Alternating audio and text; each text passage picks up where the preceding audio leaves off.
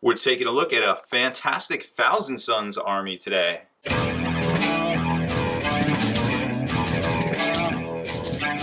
Spiking bits. So welcome back, Hobby Maniacs. We are visiting White Metal Games once again, and I'm here with Andy the Painter. You might know him from the Twitch stream. How's it going, everybody? So we're looking at this fantastic army, and I hear you're the man to talk to about it. Yeah, this is a really cool project we've worked on. It was a client request to do a Thousand Sons army, and it really wanted to capture that Egyptian feel. So we did some cool value sketching on our tanks. And we actually had 4 different painters working on this project all at the same time. We were able to knock this out in about a week. Yeah, that's kind of crazy. I know Caleb, the studio head / founder owner, was talking about how you guys have like a consistency training, I think he called it. Yeah, every week we do a different squad. It'd be maybe a squad of salamanders. We just did warp spiders last week, and we'll all paint it. We'll have our studio head. He'll paint one, and we'll all follow the steps exactly. So we're really in tune with how each other paints, and we're able to knock out things that all look consistent amongst a whole army like this. That's crazy, because I knew, I paint every now and then, but I looked at this army and I'm like, yeah, this looks like the same person painted all of it. And that's I guess when you're a commissioned studio, that's kind of a great value for the folks that you're painting for, I suppose. We try to make it hard pressed to tell who painted what. And we all have our own personal things that we like to work on. We're able to express that, but we're able to make it look consistent throughout the whole army.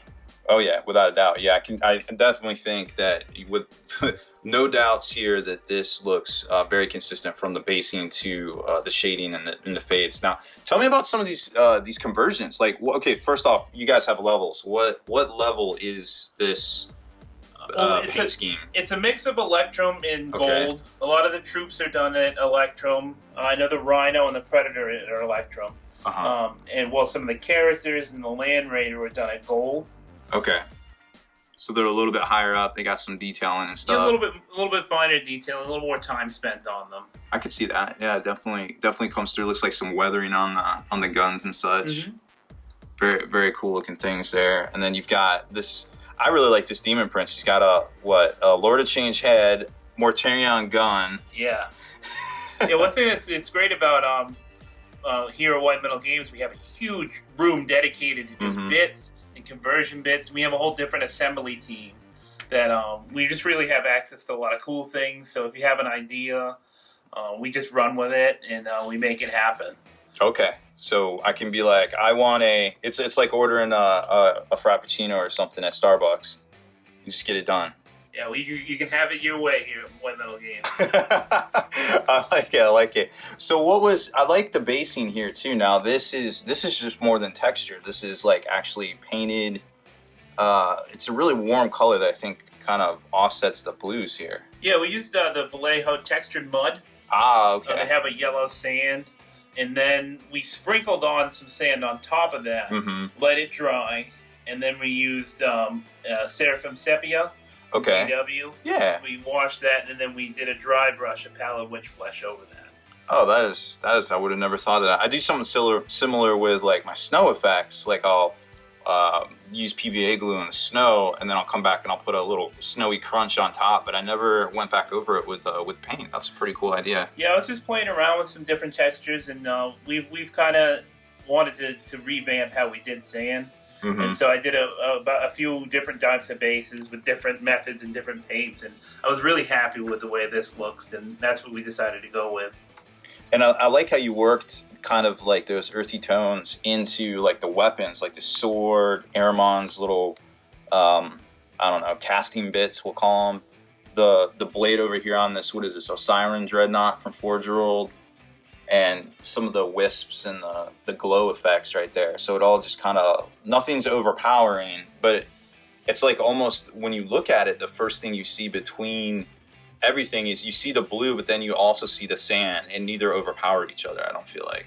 Right, there's a lot of, we're playing around with colors, and we really like this color scheme. Thought it was pretty well balanced between the purple and the yellow sand, and then also the orange of the OSL and the turquoisey blue color.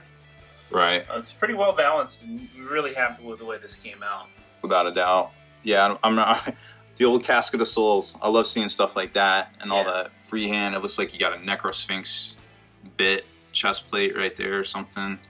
Trying to place all these bits, y'all are. Yeah, a lot of it's all Tomb King's bits. You can't even get those anymore. No, they disappeared. They disappeared with Fantasy, unfortunately. I feel like. Womp womp. All right, well, let's take a quick break and come back and talk about these guys a little bit more.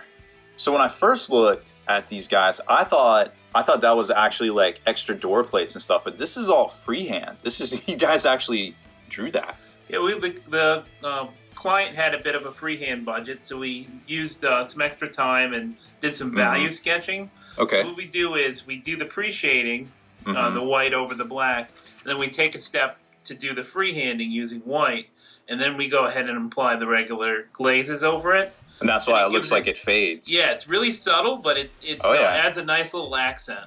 Oh, it's fantastic. I picked up on that real quick. I was like, oh, okay, that's pretty neat. And then you did the flat areas and stuff here, and the Land Raider hatch as well. Right, and we did the cartouches at the top, and I wanted to incorporate a little bit of chaos iconography. Oh yeah, you got to. Because those are generally what symbolize the names of ancient pharaohs and important people within the cartouche. So I thought it'd be cool to add some chaos flavor inside of it. Kind of a Thousand Suns take on naming their tank. And then of course these things are always like generally demonically possessed. So you gotta watch your step as you get out. You might don't be that last guy getting out. You might get 8. Yeah, it's kind of crazy. And another thing I didn't realize until I was just resetting this up, I thought there was a bit of grit to this, but this is actually like weathered. Yeah, it's all stippled on, building up different layers. We started with an Umbriel Umber from P3. Oh, okay. And worked in with some Rucksack Tan, some Jack Bone, some Menoth White Base, a little bit more of the Umbriel Umber. And it's just a cool, weathered metallic effect. We figured we wanted it to be like the metal was just dug up from the middle of the desert somewhere. It was weathered that way. Oh yeah, without a doubt. I can definitely see where that would definitely be the case. And it, like I said, it doesn't overpower or anything. When you start looking at it, it just kind of adds that little bit of contrast to really kind of pull everything together there. Really, really like it. So I think we've covered it all. It's just a fantastic looking army, and definitely another way that y'all's customers can kind of budget things, because you can have the air quotes lesser quality troops and then kind of go a little bit more hard in the paint, so to speak, on the bigger units and the things like the special characters like Aramon, or some of the casters or the dreadnoughts and stuff. We really like doing a big showpiece for the army, and then this army is definitely the Land Raider.